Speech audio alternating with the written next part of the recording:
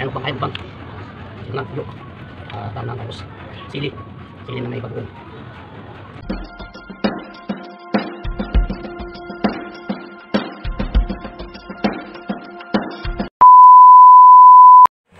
Ayan mga idol, nagluto muna tayo para sa ating mukbang challenge na gagawin.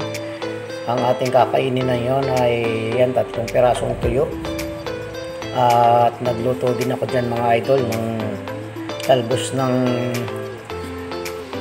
yung tawag dyan mga idol, kangkong, at meron din kasamang okra mga idol. Ayan, simulan na natin kumain. At sinamahan ko pa yan mga idol ng sinangag. Ayan nga mga idol, isang platong sinangag.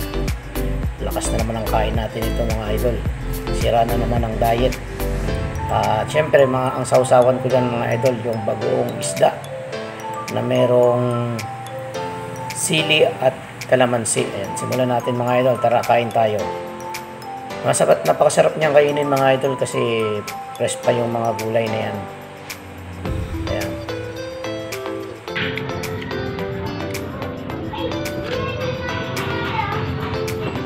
Sinangag.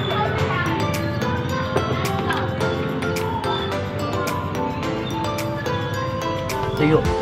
At nagsangag pa nga dyan ako ng kanin mga idol para medyo masarap talaga yung kain ko. Bagay kahit naman hindi sangagin, talaga lagi namang masarap ang pagkain ko. At magana ako laging kumain.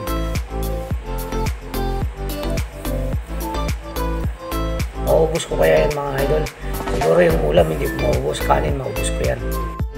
Nag voice over na nga lang dyan ako mga idol kasi mayroong malakas na music sa kapitbahay kaya hindi na ako masyadong sa sounds ng regular, kaya bino-voice over ko na lang mga idol. Kaya sabayan niyo ako sa pagkain ko mga idol. Ayan, marapit na maubos ang okra mga idol. Pero yung kanin ko marami pa.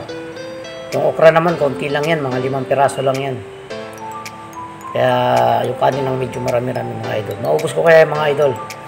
Sigurado na ilang ubusin natin yung kanin mga idol kasi bawal magtira. Sabi nga, pag nagtira ka hindi ka na bibigyan uli ng grasya ng Diyos. At saka siyempre marami pa naman tayong ulam mga idol kaya tuloy-tuloy lang yung pagkain natin dyan. Actually konti-konti na rin yung sausaw ko na, medyo naalata na ako kaya konti na lang yung sinasawsaw ko kasi mas masarap yung walang lasa kasi maalat na yung sausawan. Pero masarap pa rin mga idol. Nakakain ba kayo ng ganyan pagkain mga idol? Comment ka kung nakaka-try kayo ng ganyan pagkain. Laki ng subo mga idol. Pero masarap talaga yung ganyang pagkain. Minsan ko lang kasi nagagawa yan lalo na pagka may kasama ako dito. Hindi naman yung iba, hindi naman nakakain masyado ng mga ganyang pagkain. Mas gusto ko nga lang yung ganyan kasi healthy. Kumbaga pagkain nga ng rabbit, ika nga. Tara mga idol, saluhan nyo ako. Kasi marami pa yung pagkain, hindi ko kayang ubusin yan. May matitira talagang ulam, pero yung kanin, ubus yan. Pilitin kong ubusin. Kasi may pagkain pa naman yung alaga ko dito. Mamaya bibilhan ko na lang ng isaw yung aking aso para may pagkain din siya. Kaya hindi ako makapagpa-live ng maayos kasi paniyang kahol ng aso ko kaya bino-voice over ko na lang. Kahit na hindi ako marunong mag-voice over.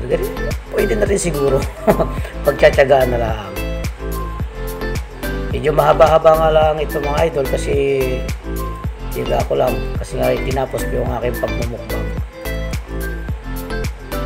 Hanggang dito na lang mga idol ang ating video. At syempre kung hindi ka pa nakasubscribe sa aking channel, pakisubscribe po. And pakiclick na rin ang bell notification para masarap ang ulam mo bukas. God bless you all. Peace out.